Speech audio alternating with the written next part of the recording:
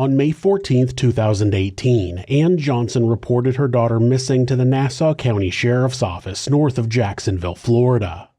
Her daughter, Joleen Cummings, had failed to pick up her children from their father at a pre-planned custody handoff the day before and had not been heard from since. It was even more concerning for Ann since the 13th had been Joleen's birthday and it had been Mother's Day, so Joleen had lots of plans with her kids. It was not like her to just not show up. The investigation started as a missing persons case but turned into a twisted tale of secret identities and a life on the run. This is Monsters.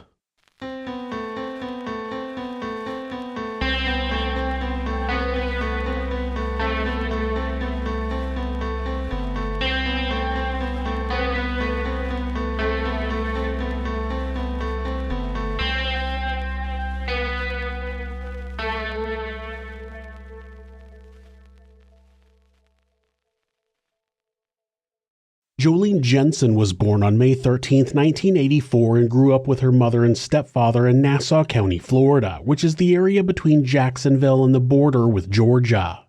As a young adult, she had a daughter, but her relationship with the father didn't last. She eventually moved to Hilliard and began working at a hair salon called Tangles about 40 minutes east in Fernandina Beach. Her upbeat personality made her great with clients and she did well at her job. She eventually met a man named Jason Cummings, and after the two married, they had 2 sons together. Jason worked as a plumber and Joleen continued working at Tangles. Everybody who knew Joleen said that she was a loving person who was dedicated to her children, but that doesn't mean she didn't have problems. In September of 2016, she served 9 days in jail for driving under the influence, and when she was released, Jason said he noticed her acting differently. When she got out of jail, 2016 September for DUI, she did 90 days. Okay. She got out about a month after she got out. That's when she started doing her little Houdini acts. And I thought she was just seeing somebody else. I didn't think of drugs, because when she did come home, she would play with the kids. Me and her was getting kind of distant. Mm-hmm. And I was just letting her get whatever out of her system, but it got worse. Jason was obviously a person of interest, being Joleen's ex-husband. He agreed to come into the sheriff's office for an interview, and he explained that Joleen had started hanging out with the wrong crowd, and he referred to her as a junkie multiple times, but he admitted that he didn't actually know that she had done drugs. He just assumed, based on the company she kept, that when she would disappear for a few days, she was doing drugs. Joleen's mother, Ann, confirmed that Joleen was known to take off for weekends, but she would always still answer her phone. That was why her employer told police that she was not known to take off and would never just abandon her kids, because it sounds like Jason was referencing Joleen taking off for just a few days on weekends. It still became a problem in her and Jason's relationship, and the two divorced in 2017 with a shared custody agreement. With her having failed to show up for her kids and not answering her phone, her family told the authorities that they believed something more serious had happened. Jason was extremely open and helpful during his interview. He offered to let the investigators search his phone and his vehicle, which didn't turn up anything incriminating. He explained that he picked the kids up every Friday evening from the babysitter and then met Joleen in the parking lot of a local Winn-Dixie grocery store on Sunday evening for the exchange back to her.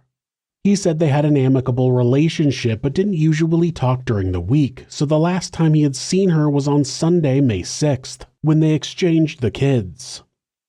When she failed to show up on the 13th, he texted her and asked if he should take the kids to her mother's house. When he hadn't heard back for 10 minutes, that's what he did. He told investigators that in the past, she always let him know if she was running late, so the radio silence was definitely unusual. When he got to Ann's house, he learned that they had been trying to get a hold of Joleen all day, seeing as it was her birthday and Mother's Day, but they got no response. Jason confirmed that it was unlike Joleen to be out of contact all day. Not only did a search of Jason's phone and vehicle not turn up anything incriminating, he had a pretty decent alibi. After the divorce, Jason moved in with his grandparents who lived in Hilliard, which was where Joleen lived along with Joleen's mother and stepfather.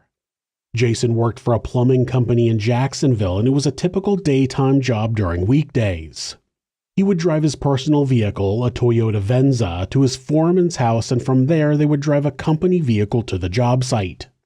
They had been working on a job at an elementary school in the Argyle area in southwest Jacksonville. On Friday, they left the job site at 3:30 p.m., and it would have taken him about an hour to stop by his foreman's house and then return to Hilliard from there. He cleaned up and picked up his kids from the babysitter at the Hilliard ballpark at about 5:45. Then they ate, watched cartoons, and went to bed. Jason's whereabouts for Friday and during the day Saturday were not that important, as Joleen had worked on Saturday. Her coworkers and clients had verified she had been there, and it was believed that she left the salon at about 5 p.m. Nobody had seen her since that time. On Saturday morning, Jason's grandmother made waffles and the kids played outside for a few hours. Then Jason took the kids to a friend's house in Jacksonville and was there for about 3 hours. All of them went to the Pecan Park flea market, and then Jason took the kids home, returning at between 3 and 4 p.m.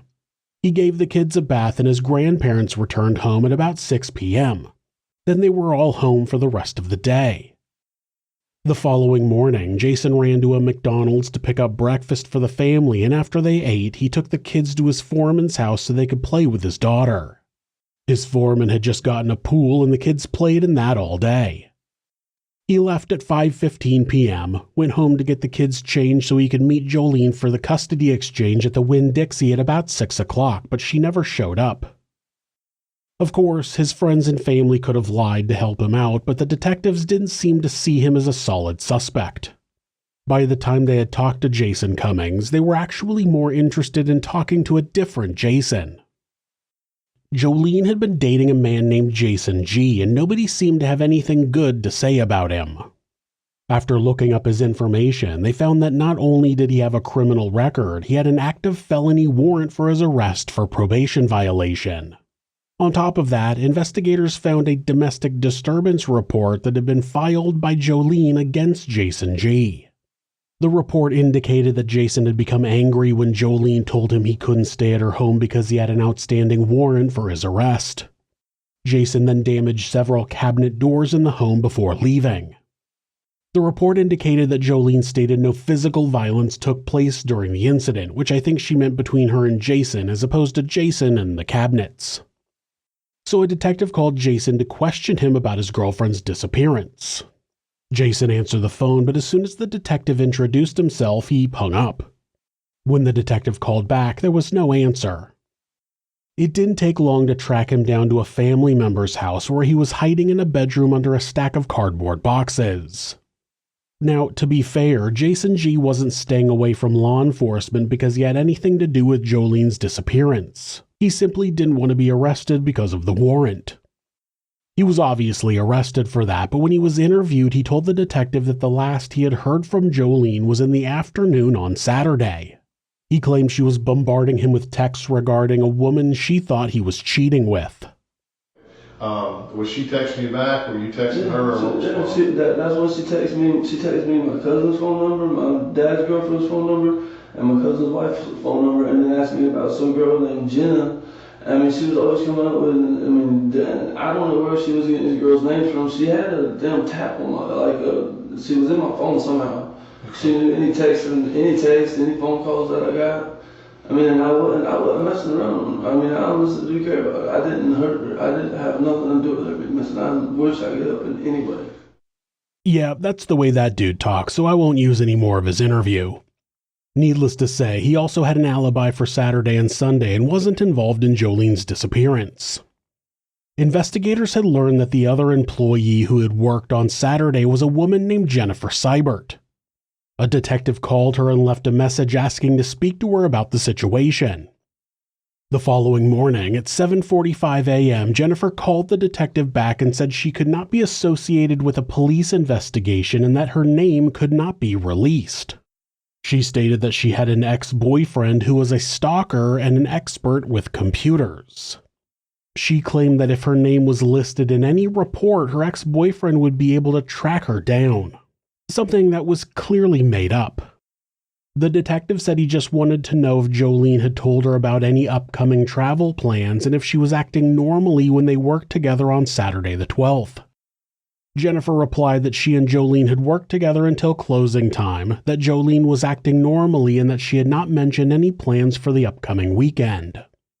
But that was not where Jennifer's suspicious behavior ended. At about 10 a.m., another detective arrived at Tangle's salon in Fernandina Beach to talk to the owners and search the establishment. When the detective entered the business, the owner was speaking with Jennifer on the phone as she was pulling into the parking lot of the salon. When the owner told her that a detective was inside wishing to speak with her, Jennifer drove away. When the salon was searched by crime scene technicians, luminol showed a large amount of blood had been on the floor and someone had attempted to clean it up. It looked like a large enough amount that someone wouldn't have been able to survive. One of the salon employees also pointed out that a large potted plant in the reception area was different. The pot was the same, but the plant had been replaced. It was believed that the plant had been damaged in the struggle and the attacker ended up replacing it with something similar. Around that time, a call came into the tip line from a man who reported seeing Joleen's Ford Expedition in a Home Depot parking lot in Yulee just west of Fernandina Beach. When detectives arrived at the location, they confirmed that it was Joleen's vehicle and it was towed to an evidence bay at the Nassau County Sheriff's Office. After an examination, no blood or foreign fingerprints were found in the vehicle. When detectives canvassed the area for any witnesses or surveillance footage, they hit pay dirt. A surveillance camera in the parking lot of a ViStar credit union caught Joleen's vehicle pull into the Home Depot parking lot and stop at 1:17 a.m. on May 13th. Then a person dressed in all black can be seen walking away from the vehicle.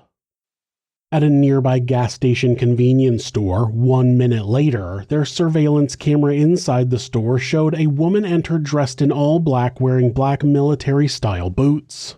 The woman purchased a bottle of water using her debit card. You can clearly see the woman's face in the video, but the debit card purchase confirmed it was Jennifer Seibert. After paying for the water, Jennifer asked the clerk if she could use the phone and called a taxi. But that wasn't the only time Jennifer was caught on camera. A surveillance video from behind the building where Tangle's was located also showed Jennifer disposing of white garbage bags in the early morning hours of the 13th, as well as a blue plastic tote. When investigators searched the area, the garbage had already been picked up, but the tote was still in the wooded area behind the building, and when it was examined, it tested positive for blood and a piece of one of Joleen's fingernails was also inside.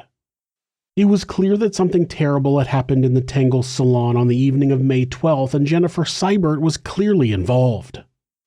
In the wooded area, investigators also found a damaged plant that had clearly been in a pot but had been removed.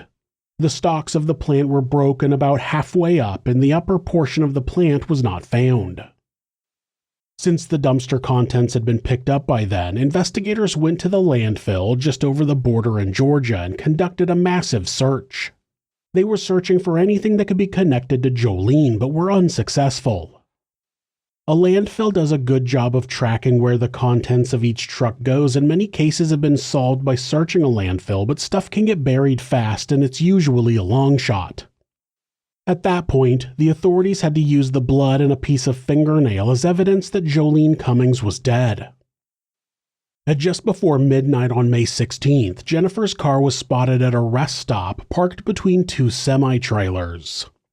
Jennifer was sleeping in the back of the car, and when she was ordered outside, she complied. Officers noticed a number of bandages on her face from injuries that could have been scratches from fingernails. When she was asked how she got them, she claimed that she had run into a tree limb while riding her bike. She was placed under arrest and initially charged with grand theft auto since it was clear she had been the one who moved Joleen's vehicle. Once back at the sheriff's office, Jennifer didn't seem to care about the situation she was in. Those hurting you? No, they feel great. You can put them on cider if you want. Whatever you want to do. I'm We can not take your them off. mercy, It's okay. so have as much fun as you'd like.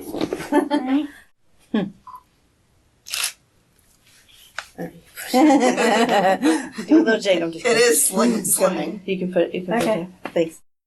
That was the beginning of her attempt to make the world believe she was insane.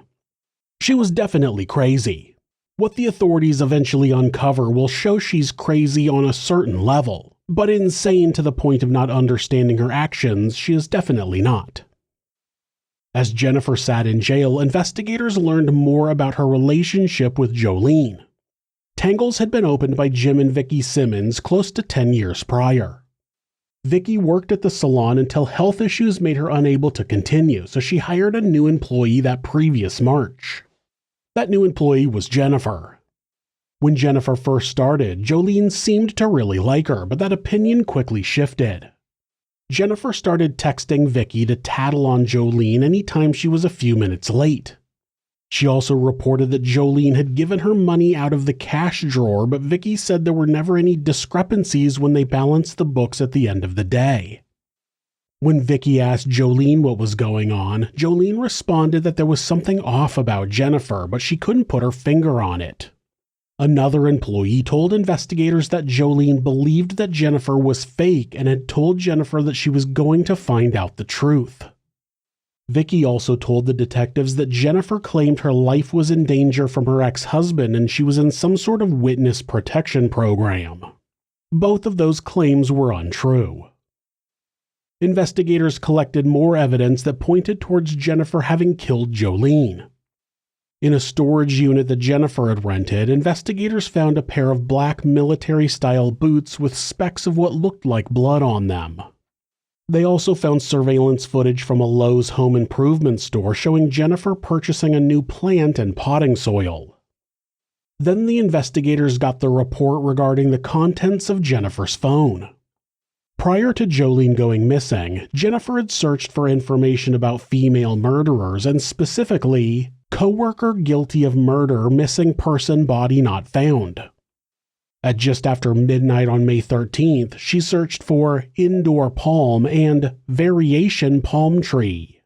Then, in the days after, she searched Joleen Cummings, I have vanished, and no body, no crime, on top of searching just the name Joleen Cummings 457 times over a 2-day period. When she was actually interviewed the following day, the investigators learned that her name was not actually Jennifer Seibert. It's funny that St. John's didn't tell you. When you run my fingerprints through, they come up as Kimberly Kessler. I was born in May of 1968, May 9th. I am 50 years old. I've been running from the FBI for over 25 years. I've been living under this particular alias since 1999, so not quite 1999. This is 18, yeah, about 19 years. And that's about it. So I would prefer to be called Kim. Okay. But there is no record anywhere that shows Kimberly Kessler to be wanted by the FBI. It's true that she had been living under assumed names in various places for many years, but not because she was on the run. The detective asked her why the FBI wanted her, but she didn't answer directly. I would like to know, and I'm not the FBI, I'm not a federal law enforcement agent or anything like that, but, I kind of like to hear the background of why, for the last 25 years. Pull it all up. Pull it up on the computer. Pull my name up. Pull it up. Kimberly Kessler. And you should be able to pull that up. What I'll do It'll is, be fascinating. if you'll give me a minute, I will step outside and my crime analyst is actually here, and I'll give her that information and let her work on that. Yeah. This may be shocking to hear, but that crime analyst the detective mentioned did a search for Kimberly Kessler and found no record of her being wanted by the FBI. The only information found was that she had been reported missing from Pennsylvania in 2004. In case you hate doing math, that's only 14 years, 10 years short of how long she claimed to be quote-unquote on the run. It's not, That's me with short hair. It's not saying that you're wanted, though. It's just saying that you're a missing person. Why would you be wanted? No. I have aliases. I have IDs. I was Christina Brooke whenever I had my son Evan Brooke. Well, I was Melissa name are you wanted McKernan. under, though? I am Kimberly Kessler. That's No, but you said you're wanted. You've been running from the FBI. Why? What are you... So, whenever they snatched my son, I went out and bought a gun. Okay. And whenever I went to visit my son, I planned on taking him. I never made it to see him. That he wasn't there anyways, and I got arrested for having a gun. Oh, what state was that in? Virginia. And that's when another time whenever the run began. But I also was running, let's see, so in Arizona, I used the ID Melissa McKernan. Pull it up. It should come up. Melissa McKernan, and went for the real estate license. And there you get fingerprinted. Well, I was fingerprinted once before as Kimberly Kessler for trouble I'd gotten into prior. So whenever it ran through, you know, they were like, I got in trouble. They were looking for me then. They were like, we show you these fingerprints come up as Kimberly Kessler, but you say you're Melissa McKernan. I'm like, None of that explains why she would have been wanted by the FBI. Because she got caught with a gun in Virginia? The FBI wouldn't be hunting her down for that. Because her fingerprints didn't match in Arizona? You think the FBI is spending time and money to come after you for a real estate license fraud? Get the fuck out of here, lady. It turned out that Kimberly was never in trouble with the federal government. She just didn't seem to like having responsibility. Kim's mother said that she had moved around a lot before she was reported missing. She lived in Arizona in the early 90s and then moved to Virginia. Kim had a son in 1998 while living in Virginia. When the baby was only about a year old, Child Protective Services took the baby away, and Kim told the detective that she had already been on the run at the time and the issue with CPS caused her to flee again. When Kim's mother, Connie, was interviewed, she made no mention of Kim being on the run prior to 2004. She seemed to be under the impression that CPS had taken Kim's son away due to the actions of the boy's father, but it sounds like the court ordered CPS to give the child back to him, likely because he wasn't the problem. Kim had just told her mother that because she's a compulsive liar. And then Kim never saw her child again. She wasn't on the run and had no reason to not return to her son, but she chose not to. Connie claimed that Kim had used fake identities because she was having problems with her son's father and was trying to find her son. Again, that wasn't true at all. She said she also knew that Kim had picked another name from a headstone in a cemetery that was different from Jennifer Seibert, which would be where she got her last identity. Kim had stolen the identity of an American girl who had died in Germany in 1987.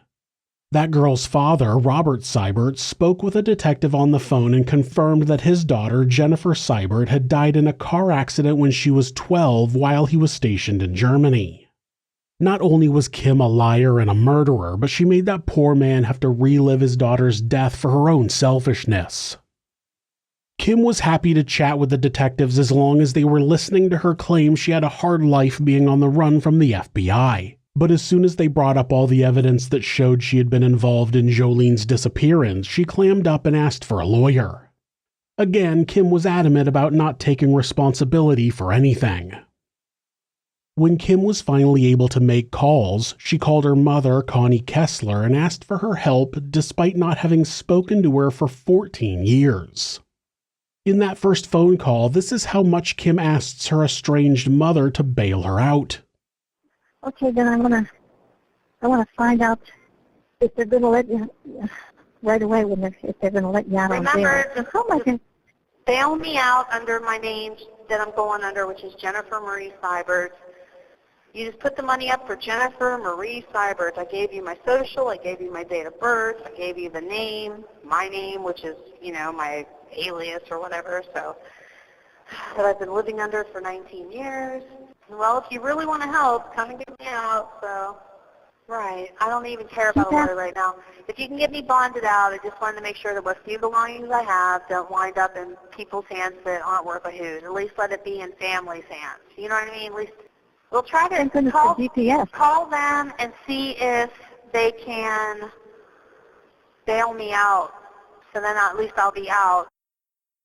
But yeah, try to bail me out or whatever, and yeah, see what you can do. First things first, I would say the only, recourse they gave me, and I heard that you get the money back whenever you show up for the court date, and I'm going to come back because I have nowhere else to go.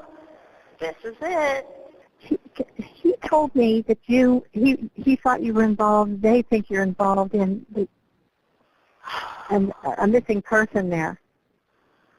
So if you can or if you want to, please, bail me out, and I can. I will. I'm just To the wondering. best of my ability, I'll answer. I just got interrupted on the phone with a little message that they're going to disconnect the call again. So. Okay, well, just. So let's just say goodbye. He's asking for a lawyer. I want them to say you never asked. Okay. Over and over again, she redirects the conversation to getting a bond so she can be released. She vanished and didn't speak to her own mother for 14 years, and now she was expecting her to put up $10,000 to bond her out of jail, even lying and saying she would get the money back when she showed up to court, which there was no chance she was actually going to do. The problem was that Kim's bail was $100,000, and if someone put that entire amount up to get her out, they would get it back when Kim showed up to court. Getting a bond is different. You pay the bail bonds company 10 to 15% of the bail amount, and they put up the full bail amount with the court. Then they get their money back when the subject goes to court, but the 10 to 15% the customer paid is their fee. They don't get that back. Kim will lie and take advantage of even her own mother to not take responsibility for her actions. You can hear her frustration near the end of the clip when her mother keeps asking questions instead of immediately agreeing to bond her out. She's a 50-year-old spoiled brat. She even lied and claimed she had heard a recorded message saying that she had to get off the phone, but those messages can always be heard by both parties, like this. All right, bye-bye. All right, hang in there. Love you. Love you too. This call will be terminated in 1 minute. Oh, we have 1 minute. I got one. I love you. Love you too. Bye-bye. Oops, Kim got caught on that one. Her next call with her mother was filled with more lies. They gave me a piece of paper that said for the search warrant for my car, like 5 days after they searched my car and confiscated my car. And then they never gave me a search warrant for searching my storage unit, ever. They just did it. They said they had a search warrant, but I have yet to receive it. They produced the search warrant for my car after my attorney got on them, I guess, is what happened with that. She claimed that she hadn't gotten a copy of the warrant for her car until 5 days after it was searched. But here she is on video being read and then handed a copy of that very warrant immediately after her arrest. She wants her mother to believe that she was the victim of some miscarriage of justice, so she'll be easier to manipulate in her favor. She obviously wanted people to believe she was crazy, but once it was clear there was some solid evidence against her, she decided to take it up a notch. She was arrested in a different county, and after being transferred to the jail in Nassau County, these were the statements made by her former cellmates in St. Johns County. Tiffany Roden stated Miss Seibert was talking about having pending federal charges and running from the government for 20 years. Stated she overheard Miss Seibert tell the guard she didn't know how she received the mark on her cheek. Stated Miss Seibert was always walking around with a Bible. Misty Pennington stated Miss Seibert said she had been running for 25 years. Stated Miss Seibert would not eat any of her meals and would give them away. Stated when the guards called the name Jennifer Seibert, Miss Seibert would not answer, stating that name was her alias. Stated Miss Seibert was always walking around with a Bible. Christine Elderkin stated Miss Seibert told her she was 51 years old and Seibert was her alias. Stated Miss Seibert kept giving away her food tray to other inmates. Stated Miss Seibert was always walking around with a Bible. Brandolyn Jones stated Miss Seibert said she has been running from the feds and that Jennifer was an alias. Stated Miss Seibert would not eat and constantly walking around with her Bible while trying to listen to other people's conversations. Regina Edge stated Miss Seibert said she had other alias names and social security cards. Stated Miss Seibert told her she was 51 years old. Stated Miss Seibert always walked around with a Bible listening to everyone else's conversations. Amy Pullman stated she tried not to speak to Miss Seibert because she made her feel weird. Stated Miss Seibert walked around with a Bible while listening to everyone else's conversations. And this one from Deanna Evans is quite interesting. Stated Miss Seibert kept asking about drugs. Stated Miss Seibert said she would be going to federal prison and that she had been arrested for fraud as well as another crime in Virginia Beach in the early 90s. So again, she was referencing an arrest for having a gun and the fraud of using a fake name to get a real estate license as the reason she's wanted by the FBI. I can't figure out if Kim is just trying to sound tougher by claiming to be wanted by the FBI or if she really believes the FBI is hunting her based on those two crimes. We'll never know. Once she got into jail in Nassau County, Kim was indicted for the murder of Joleen Cummings and her behavior escalated. On calls from jail, where she spoke clearly and calmly, she manipulated her mother further. I say it's because it's the Illuminati. I think that her people definitely are fucking seriously involved in it, so that's just what is happening. So I got the Illuminati on my ass. Again, I can't prove it. It's just my opinion and what little bit I've seen on YouTube about some of the research I was doing on these secret societies is, like, nobody gets even 5 minutes worth or 5 seconds worth of airtime unless they have some sort of connection. So, well, her stepdad, I don't know what's going on with him, if he's still in the hospital or what's up. But I mean, normally to attain a position like he was running the jail, like you gotta be like usually like a Mason or whatever. I mean, you gotta be in a secret society to hold like. I'm sure he is. If he's running a jail, I'm sure he is. They don't have anything on me because it's all bullshit. Somebody's just trying. Yeah, that's what I'm thinking. They're trying to collect on an insurance policy is what they're trying to do, and they have to have like. The insurance company's not going to fucking just pay them. They tried to set me up, but they didn't set me up that good, obviously, because the insurance company, like, they have to go to all this trouble to try to make me look bad. Kim, they always take your clothes when you're booked into jail. And in your case, they were not stolen. They were placed into evidence because you left a trail behind you that showed you had very likely killed someone. Kim told her mother that it was all a secret society framing her so Joleen's mother could collect life insurance. She specifically claimed the Illuminati were involved, but it seemed she just pulled that from a card game she played. I feel really bad for Kim's mother. She believed her daughter was missing for 14 years, and the first contact she had with her was to be manipulated by her. Obviously, once the murder charge was added, getting bonded out was off the table, so Kim decided to up her game and try to get off with an insanity defense. In the Nassau County Jail, she stripped off her jail-issued clothing and started smearing feces on her body. Then she started throwing it at the jail staff. She went on a hunger strike where she went from 196 pounds or 89 kilograms to 74 pounds or 33 kilograms. She told authorities that she didn't eat because she was afraid of being poisoned. She stopped cooperating in any of her legal proceedings and was actually not present at most court dates. This was the reason. Chair, can you remain here much longer? We may want to put her on mute while we finish this, Judge. It's fine. Let's just put me back on myself. Sam, come back. I want to get rid of the public defender's office. Yeah, exactly. Jordan Beard is Johnson's nephew. Jordan Beard is Joleen's cousin. Jordan Beard is Johnson's nephew. Jordan Beard is Joleen Cummings' cousin. Jordan Beard is Joleen's cousin. Joleen's cousin. Jordan Beard is Joleen's cousin. Jordan Beard is Joleen Cummings' cousin. Jordan Beard is Joleen's cousin. And I refuse this assigned counsel. I refuse the public defender's office. I refuse it. I have refused it.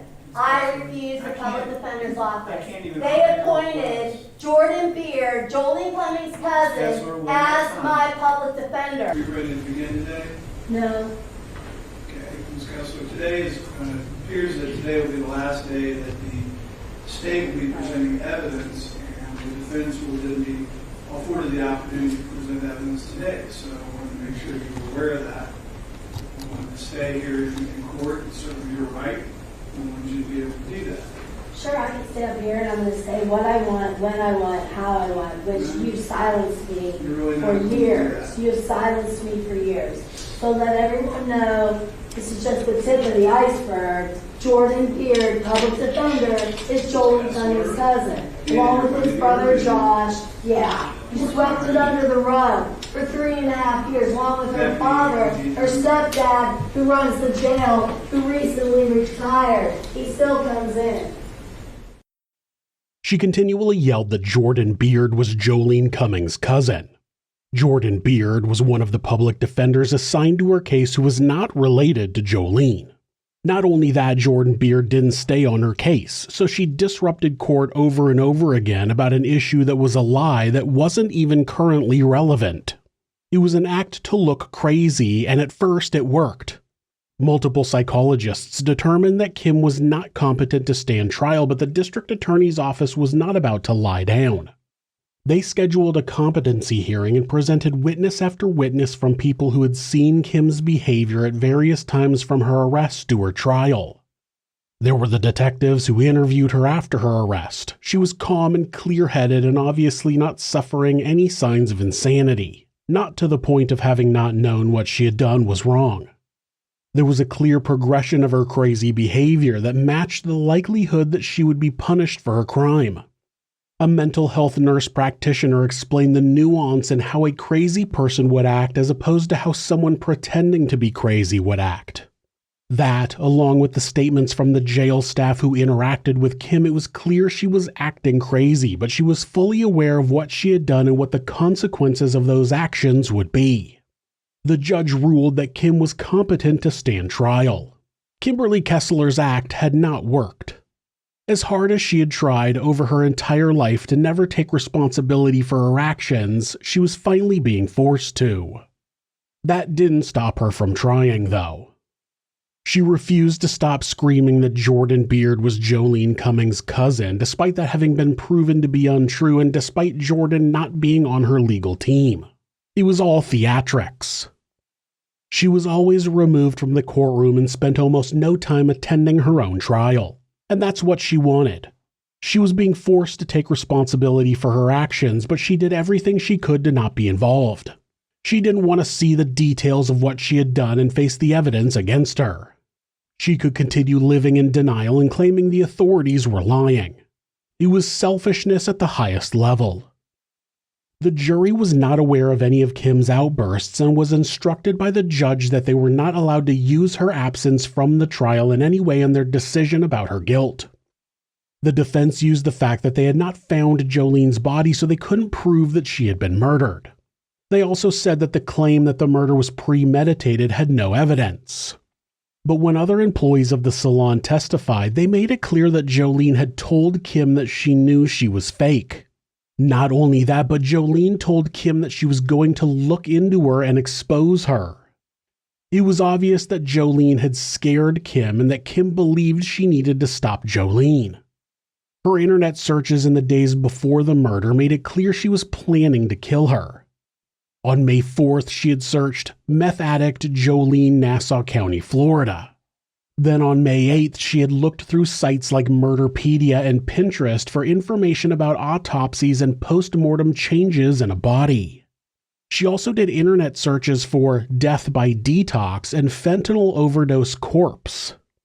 She seemed to want to try to kill Joleen with an overdose, but on the 12th, they got into a fight and it sounds like she ended up stabbing her to death instead. Then her internet searches, purchases, and behavior after the murder showed she had done it and she was trying to cover it up. She was seen on a Walmart security camera purchasing ammonia, garbage bags, and an electric carving knife. Forensic investigators ended up using the exact same carving knife to simulate cutting up a body and said it was surprisingly easy. There was also a very interesting article that Kim had read on her phone titled "Inside the Shithouse, the prison unit where inmates throw feces at guards." It was an article about a prison where the inmates threw feces at guards and acted crazy. What a coincidence. She also looked up what the penalty was for throwing excrement at a prison guard. Almost like she had already planned to act crazy before she was even caught. It wasn't surprising when the jury found her guilty on all charges. On January 27, 2022, Kimberly Kessler was sentenced to life in prison without the possibility of parole plus 5 years to be served concurrently for the grand theft auto charge. At the sentencing, she was given an opportunity to reveal where Joleen's remains were, but she refused. She will go to her grave having damaged everyone she has ever come into contact with. Joleen's family will never know what truly happened to her. Kim's mother was horribly manipulated by her and her son was abandoned. The staff at the jail were abused in every way possible by her. Her behavior was so bad that the day she left the county jail to be transported to prison, the staff had a party with cake and ice cream to celebrate not having to deal with her anymore. There are still people who believe that Kim is some kind of serial killer who has murdered other people in one of the many cities she'd lived in before moving to Nassau County. She was from Butler, Pennsylvania, and there was some talk of her having killed the wife of a friend back there, but there's no evidence that suggests that's true. She also lived in Phoenix, Arizona, Waco, Texas, Aurora, Colorado, Little Rock, Arkansas, St. Louis, Missouri, Nashville, Tennessee, Virginia Beach, Virginia, Smithfield, North Carolina, and a number of other cities in Florida. I don't think she was smart enough to get away with other murders based on how she committed the murder of Joleen.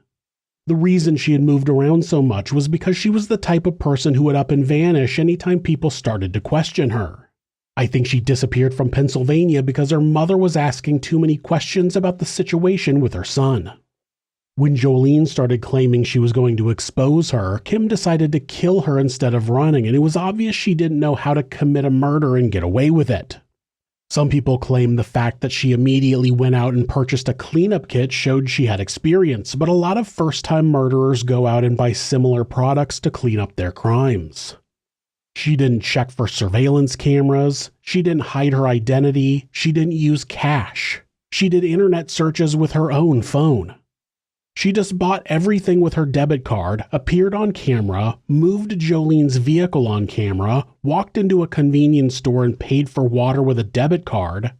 If she had murdered someone before, I can't imagine her not having been easily caught. If this was supposedly her with experience, she definitely wouldn't have gotten away with it before. And I know you're going to be shocked, but at no point did the federal government ever come for Kim. From the time she was arrested until today, the FBI has had absolutely no interest in Kimberly Kessler. Kim will unfortunately go to her grave never revealing what she did with Joleen's body. She thought she was smarter than everyone else and was proven wrong, so this will be the last thing she can do to maintain some amount of control over her life. Her bullshit act is more important than anyone else, and it takes a serious sociopath to devote that much time and energy to being a monster. Thanks for watching This Is Monsters. New episodes are uploaded twice a week on Mondays and Thursdays. There are occasional bonus episodes covering unsolved cases and criminal history. If you have a suggestion for a case you think I should cover, leave it in the comments. You can always follow the channel on Instagram at thisis_monsters and purchase merch at thisismonsters.com. Thanks so much, and be safe.